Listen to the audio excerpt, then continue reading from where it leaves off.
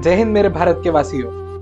आज 73rd Republic day है, 73वां गणतंत्र दिवस की आपको ढेर सारी शुभकामनाएं, आपको ढेर सारी बधाइयां।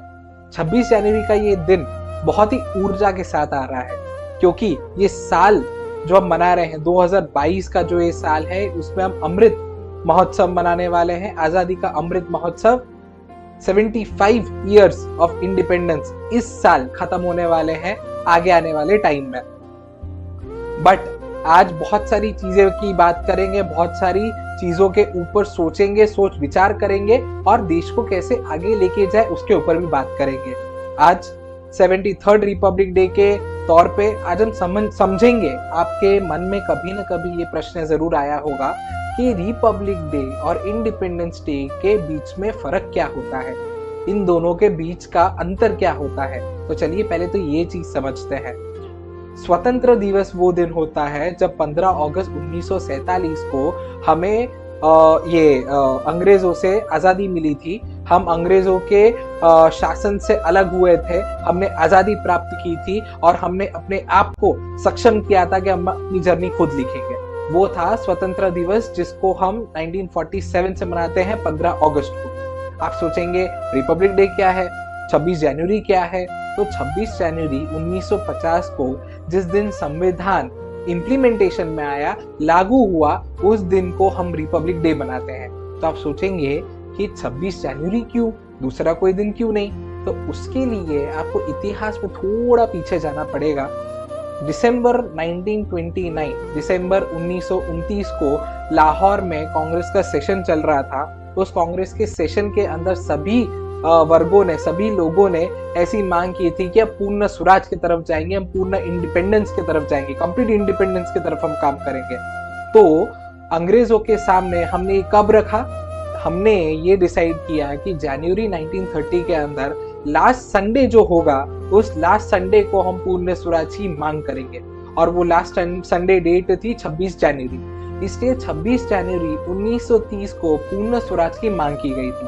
इसलिए जब हमारा संविधान 26 नवंबर 1949 को खत्म हुआ, तब हमने उस टाइम पे लागू नहीं किया, हमने 26 जनवरी 1950 को लागू किया, क्योंकि हमने 26 जनवरी 1930 में पूर्ण स्वराज की मांग की थी। तो ये था वो इतिहास जो आपको जानने के लिए बहुत जरूरी थी। अब मुझे ये बहुत सारी चीजें बोलनी है आज इस वीडियो के माध्यम से कि संविधान जिस रूल्स के ऊपर बना है, जिस वैल्यूज के ऊपर बना है, जिस उद्देश्य से बना है, क्या वो ऑब्जेक्टिव फुलफिल हो पा रहा है? क्या हम as a human being, as a भारतवासी, क्या उस वैल्यूज को समझ के उसके ऊपर काम कर रहे हैं क्या? वो छोटा सा उसके ऊपर मैं बात करना चाहूंगा, लेकिन उसके पहले मैं आपको सिर्फ बता दूं कि संविधान है क्या, किसने बनाया, क्या इतिहास था, वगैरह वगैरह। चलिए देखिए, यह है कॉन्स्टिट्यूशन ऑफ इंडिया, हमारा आईन, हमारा संविधान।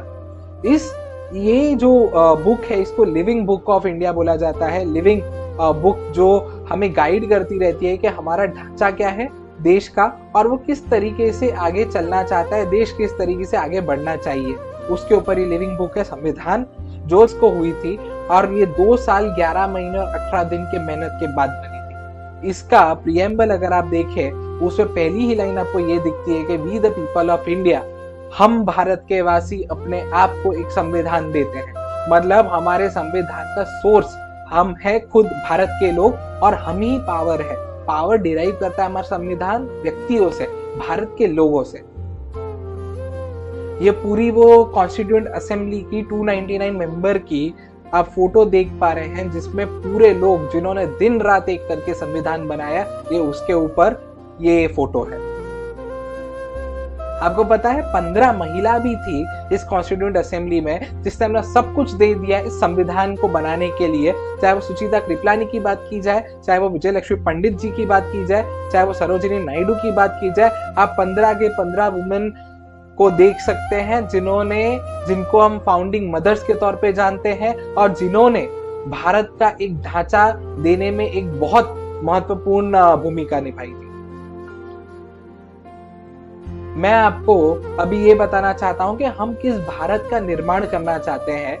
थोड़ा सा मैं अगर आप उस चीज पे बताऊं तो हमें बनाना है सरदार वल्लभ भाई पटेल का यूनिटी से भरा हुआ भारत, हमें बनाना है नेताजी का जोशीला भारत, हमें बनाना है भगत सिंह, सुखदेव और राजगुरु का आदर्श से भरा हुआ भारत, अपने कर्तव्यों का निर्वहन करने वाला भारत और अपना सर्वस्व त्याग करने वाला भारत। हमें बनाना है गांधी जी के उच्च विचार वाला भारत, हमें बनाना है स्वामी विवेकानंद का युवा सोच वाला भारत, हमें बनाना है बाबा साहेब आम्बेडकर का समाज को बीच में रखने वाला भारत, हमें बनाना है रानी लक्ष्मीबाई का अपने कर्तव्य के पीछे अपना सब कुछ देने वाला भारत। और जब मैं भारत की बात कर रहा हूं तो मैं भारतवासियों की बात कर रहा हूं, क्योंकि अगर हम ऐसे भारतवासी बनेंगे तब जाके ऐसे भारत का हम निर्माण कर पाएंगे।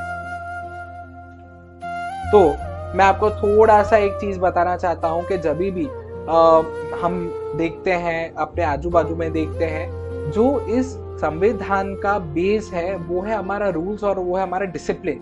बट क्या हम वो फॉलो करते हैं?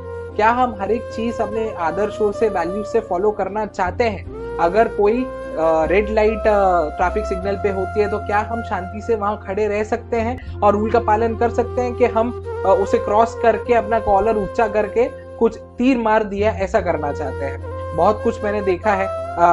मैं काफी टाइम से इस फील्ड में रहा हूँ, युवाओं के साथ बात करता रहता हूँ। मुझे एक चीज बहुत खटकती है कि हम वो वैल्यूज, वो आदर्शों के ऊपर टिक ही नहीं पाते और हर एक रूल्स को ब्रेक करने की हमारी आदत बन चुकी है, जो कि बहुत गलत है। और ये हम रूल्स, वैल्यूज और डिसिप्लिन का पालन नहीं करते, हम कभी ना कभी संविधान निर्माताओं की इंसल्ट कर रहे हैं, उनके आदर्शों की इंसल्ट कर रहे हैं। और ये करते करते कहीं ना कहीं हम अपने देश को भी थोड़ा वीक करते हैं।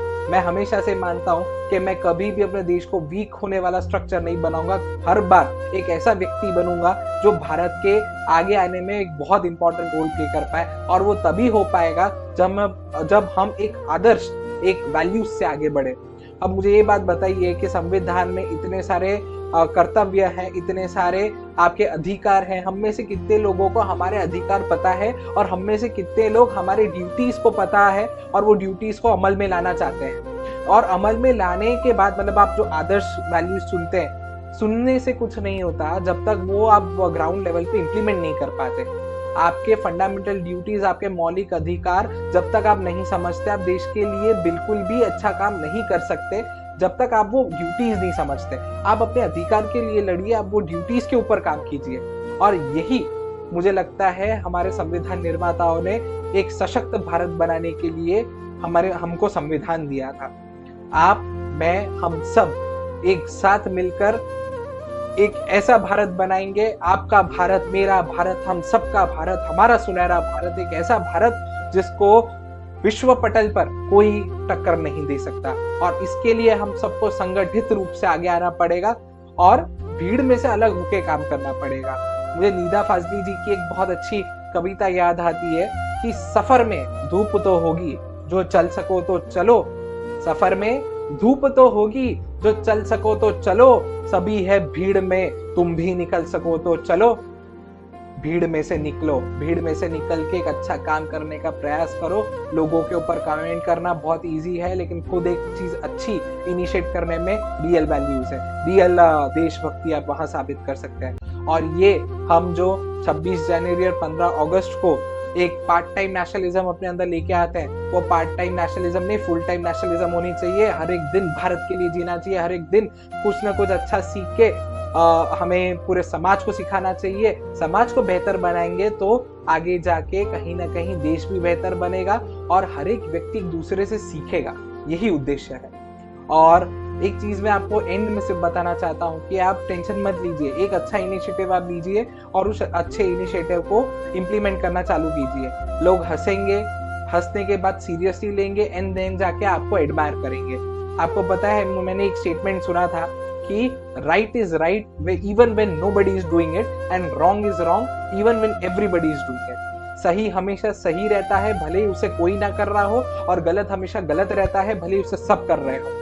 तो सही रास्ते पे चलिए, आदर्शों के ऊपर चलिए, वैल्यूज के ऊपर चलिए, संविधान निर्माताओं के वैल्यूज को आदर कीजिए और उन करोड़ों लोगों को आदर कीजिए जिन्होंने अपना सर्वस्व बलिदान कर दिया हमारी भारत की आजादी के लिए। इसी के साथ मैं अपना छोटी सी वाणी आज जो रिपब्लिक डे पे है उसे समाप्त करता हूँ। जय हिंद।